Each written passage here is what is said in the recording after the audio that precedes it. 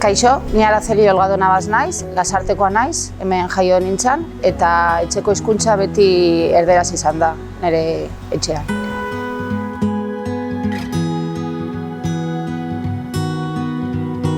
Nire lehenengo harremana izan da ikastolan. Txikitan, beti euskaraz hitz egin genuen, baina nola ume pila bat ginen, gelak banatu zituzten eta niri tokatu zitzaidan erderaz gela. Eta naiz eta nire gurasoak saiatu aldatzea ezin zuten eta hor geratu nintzen. Eta gero ja dena erderaz. Eta gero ja hasi nintzen estraeskolar bezala puntatu nintzen euskara ikastea. Eta hortik aurrera pizkanaka hasi nintzen euskaraz hitz egiten. Nire gurasoak Salamankakoak dira eta ez dakite zertaz euskeraz. Nire anaia eta aizpa ez da ere. Eta euskara hitz egitera jo nintzen klaseak ematera. Eta gero ja lanean hastean, Osakidetzan lan egiten dut, eta han beharrezkoa zen tituluak edukitzea.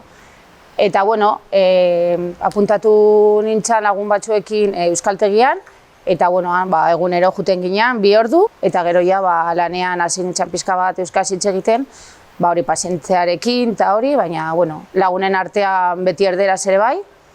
Eta gero ja alaba jaio zenean, lehenengoa, hasi nintzen berarekin euskaraz hitz egiten, gero guraso leku edo olako zerbait ikastolako ama batekin elkartzen ginean euskaraz hitz egiteko berarekin. Eta pizkanaka gurasoen artean eta lanean hasi naiz euskaraz hitz egiten.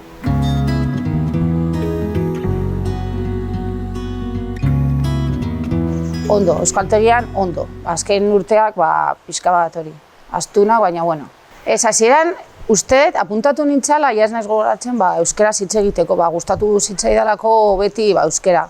Baina gero hori titulua lortzeko beharrezkoa zan eta azkenean, luzea iruditu zitzaidan klaseak, azkenean 2 ordu egunero pixka bat, baina hortik aurrera lortu genuen nire titulua eta hori, baina beti gustatu zait euskara jakitea eta hitz egitea eta hori, baina lotxagatik pixkatan saiatu naiz euskaraz hitz egiten. Eta gero ja utzi nuen, egia esan da.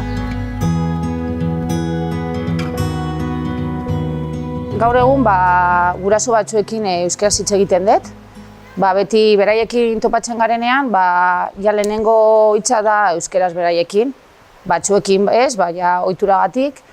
Nire alabekin ere euskaraz hitz egiten dut. Batzutan euskaraz erabiltzen dut, igual dendetan edo, baina kostatzen zait, hasieran segun eta nun saiatzen naiz euskara hastea, baina bestela erderaz. Hasi nintza lehenengo alabarekin euskaraz hitz egiten, nila ohiturartzeko beraiekin eta lotxa galtzeko, eta azkenean beraiekin beti euskaraz da nire harremana, beti euskaraz. Adibidez, ipuina kontatzeko, abestiak entzuteko eta hori dena da euskaraz. Baina naiz eta nire zenarra euskalduna izan, beraiekin dakat konfiantza hori betidanik eta beti hitz egiten berarekin erderaz. Etxean naiz eta euskaraz hitz egiten, berarekin erderaz. Ez dakit ohituragatik. Eta lanean, lanean ere batzutan pazientze batzuekin, lankide batekin edo berarekin ere euskaraz. Niri euskarak eman didana da pixka bat lotxa galtzea batez ere. Lotxa pila bat ematen dit, hanka sartzean euskaraz hitz egitean. Baina, pizkanaka pentsatu dut, hanka sartzen badet, berdin du, azkenean da euskaraz hitz egitea. Eta hori lanean gehiago hitz egitea. Ni orain ikastolara jutean, gurasoekin elkartzen naizenean, euskaraz hitz egiten dut. Eta nire lagunekin adibidez batzuek badakite euskaraz hitz egiten, baina ez dute euskaraz hitz egiten. Eta gero lanean eta hori jende badakite, baina ez da ere, ez dute hitz egiten. Eta ni batzutan esaten diet, saiatuko gean ez dakit zer, baina azkenean erderaz hitz egiten dugu, osea, zaila da aldatzea. Osea, niri gertatu zait eta azkenean ulertzen dut eta bestei ere bai. Bai, zaharrenarekin egon geha gurasolandian, elkartzen ginean ostiraletan eta hori umeekin jolasak eta olako gauzak egiten genituzten. Eta gero txikiarekin ere bai, juten ginean. Eta gero jani apuntatu nintzen, hori ez dakit nola ditzen da, gurasoleku igual, hori, euskaldun batekin, beraiekin adibidez buelta bat ematera edo kafetxo bat hartzea, nire euskera praktikatzeko. Eta super ondo. Eta hori uste dut ondo dagoela, hori, jendearetzat, adibidez niretzat, pixka bat irekitzeko.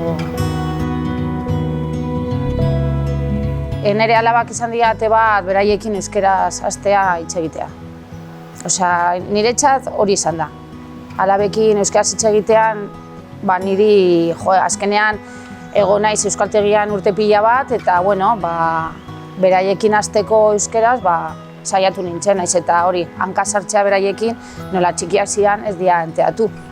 Eta ni, hasi nintzen euskeraz hitz egiten beraiekin. Txikitatia erderaz ikasiko dute, osea, hori badakite. Eta, nola guk badakigu euskeraz etxean, batez ere nik saiatu behar nuen euskeraz hitz egitea.